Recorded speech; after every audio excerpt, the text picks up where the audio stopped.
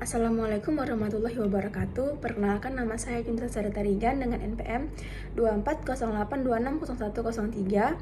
Saya dari Blog Moi ingin menjelaskan materi basic imunologi. Yang pertama ada sistem komplement. Sistem komplement adalah bagian dari pertahanan imun bawaan atau innate immunity yang bekerja sebagai sistem pendukung untuk membantu antibodi dan sel imun dalam melawan infeksi.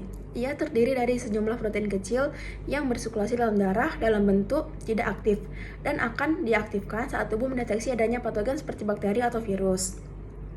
Cara aktivasi yaitu sistem komplement bisa diaktifkan melalui 3 jalur. Jalur pertama ada jalur klasik, diaktifkan oleh antibodi yang menempel pada antigen. Ini merupakan hubungan antara sistem imun adaptif dan bawaan. Jalur kedua ada jalur lektin, diaktifkan oleh protein tubuh yang mengenali gula tertentu di permukaan mikroba seperti manusia binding lectin.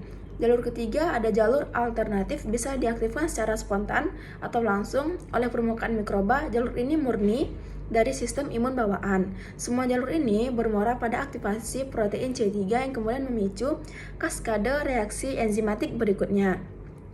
Fungsi utama dari opsonisasi yaitu protein komplement menempel pada permukaan mikroba, membuatnya lebih mudah dikenali dan ditelan oleh fagosit seperti makrofag.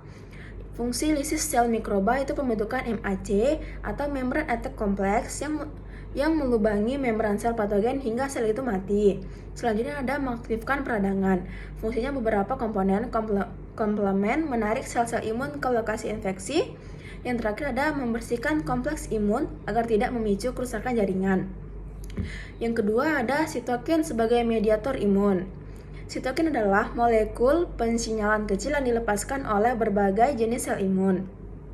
Berperan besar dalam komunikasi antar sel imun dan pengaturan respon kekebalan tubuh. Bisa dibilang mereka adalah bahasa yang dipakai sel imun dan untuk saling memberi perintah atau informasi.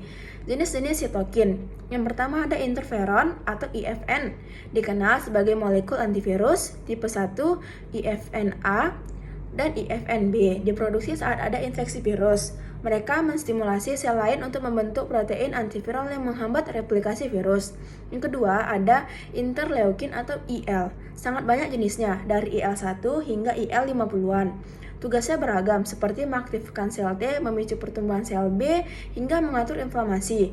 Contoh, IL-2 mendorong proliferasi sel T, IL-10 bersifat anti-inflamasi. Bertugas menarik sel-sel imun ke tempat yang membutuhkan seperti ke jaringan yang sedang infeksi. Dibagi berdasarkan struktur, seperti CXC, CC, CX3C, dan C, chemokines. Yang keempat ada TNF atau tumor necrosis factor, mempunyai efek kuat dalam merangsang peradangan dan bisa menyebabkan kematian sel tumor. TNFA adalah yang paling dikenal. Ia dilepaskan oleh makrofag saat infeksi. Selanjutnya yang kelima ada CSF atau colony stimulating factor, yaitu merangsang proliferasi dan pematangan sel darah di sumsum tulang. Misalnya, CSF meningkatkan produksi neutrofil.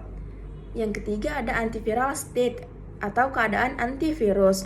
Tubuh punya mekanisme khusus untuk menghadapi infeksi virus yang disebut dengan antiviral state.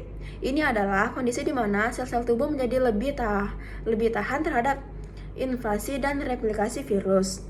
Mekanismenya, saat tubuh mendeteksi virus, terutama sel dendritik tipe plasmasitoid, mereka akan melepaskan interferon tipe 1 atau IFN-A dan IFN-B.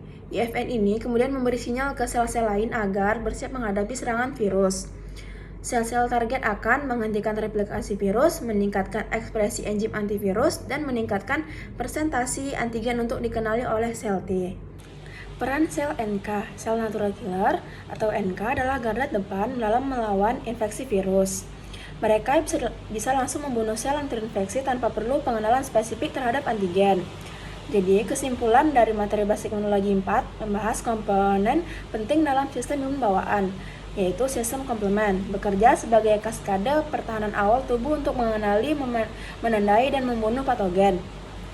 Lalu sitokin dan chemokines adalah pengatur komunikasi sel imun, mengatur arah dan jenis respon tubuh terhadap infeksi.